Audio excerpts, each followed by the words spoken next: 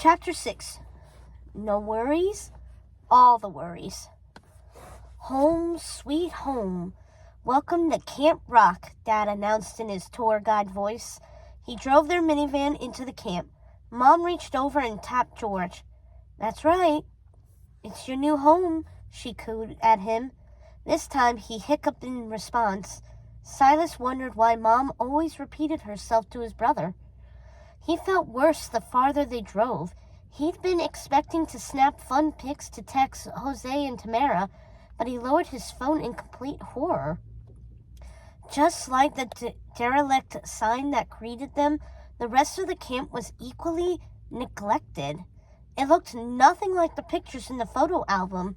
They must have been taken a long time ago, Silas realized. The paths and roads had been gutted by wind and rain and swallowed up by sand, so it was almost impossible to tell them from the wilderness, which was studded with all manner of dry and prickly vegetation that looked ready to stab or scrape, or both. Silas took in the grounds, called the Pride Lands, as they drove down the gravel road, the wheels kicking up dust and sand. They included an array of buildings, each in need of countless repairs, new roofs, and fresh paint. He spotted the huts where campers stayed, but now most of the thatching was gone, leaving them completely exposed to the elements. At least it doesn't rain much out here, Dad said in a cheerful voice, always trying to put a bright spin on everything, often in complete defiance of reality. But what about dust, sand, rattlesnakes, scorpions, tarantulas? Silas mumbled back, ticking them off on his fingers. Each worry held a special place on his phobia list. Dad chuckled. Guess I'm on bug-killing duty. Silas didn't find that very funny. Tarantulas were near the top of his list, and scorpions weren't far behind them. He'd read enough nature books to know all about the myriad ways these creatures could maim or kill a person, especially a kid. He shut his phone off. He couldn't show his nightmarish place to his friends. He felt shame creep up his neck and tingle his scalp. They wouldn't understand it. Plus, it was totally embarrassing. He'd talk up how cool the camp was. This dump was his new home? They drove farther into the camp as Silas grew more uneasy. Signs were posted everywhere labeling the area, but they were badly faded and hard to read. He had to strain to make out the words. There was a mess hall, and while it needed work, it looked better kept up than the rest of the camp. In the distance, Silas spotted the pens and cages that used to house the rescue animals, but they looked empty and abandoned now. That made him sad. He had hoped that some still lived here, even if it was just zebras or maybe an ostrich, but it seemed that as the camp had fallen into disrepair, the rescue animals had fled too. There was a small post office next to an infirmary. All the buildings were wood-paneled, with thatched roofs made to look like they came straight out of Kenya. That was one of the countries that had popped up on their family's DNA tests, where their ancestors had lived. The camp also boasted a hippo swimming hole, though it looked murky and pretty dried up. Beyond that, a rickety rope bridge traversed a deep canyon and led to something called the Elephant Graveyard. That sign pointed across the rope bridge, where rocky hills rose up, blocking the view beyond.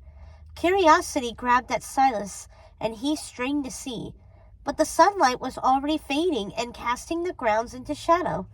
But Silas's interest was piqued. What in the heck was an elephant graveyard? His mind whirred with ideas. Were actual elephants buried there? Or was it just something to scare the campers? Either way, he felt goosebumps prick his skin. Cemeteries were on the list of things that most freaked him out.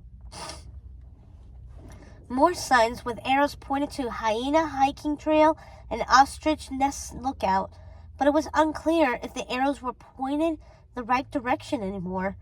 Everything there was falling Everything there was falling apart and run down. Clearly, Aunt Scarlet hadn't kept the camp in good shape. But why? Poor Scarlet, Dad said as they kept driving. She must have needed more help than she let on. I had no idea. I wish she'd told me, or asked for help. Mom reached over and squeezed his hand. Well, we're here now. This is what your sister would have wanted. That's why she left you the camp. She trusted you, remember? They fell silent and didn't elaborate. Silas had half hoped his parents would decide to turn around and head straight back to Florida upon seeing the state of the camp, making the decision to sell it so everything could return to normal. But no such luck. Despite the horror show the camp had become, Dad wasn't deterred. All this place needs is a little elbow grease and hard work, and we'll get it up and running in no time, Dad said. And you're gonna be my little helper, right? He turned to Silas and grinned. Clearly he was beyond thrilled to devote himself to a project after all that time sitting around on the sofa. Sure, Silas mumbled back, not sharing his enthusiasm. While that was the last thing he wanted to do, he couldn't stand to ruin his dad's chipper mood. Mom seemed to feel the same way. Even George wasn't fussing for once. He craned his little head around in wonder, taking in the kaleidoscopic colors painted onto the evening sky. That's right, Dad said. You and I are going to have the best summer, aren't we? Sure, Dad. The best. The words dried up like sand in his throat. They reached the parking lot. Dad pulled over, kicking up more dirt off the gravel road. Then they all piled out. Silas coughed and struggled to see through the dust clogging the air. Something shrill broke the silence. It sounded like shrieking. The terrible screaming pierced the sunset, echoing around the mesas. It sounded like more than one voice, too. Silas tensed up in fear. He couldn't see through the dust and sand, which only made it worse. His heart leapt into his throat as if trying to choke him.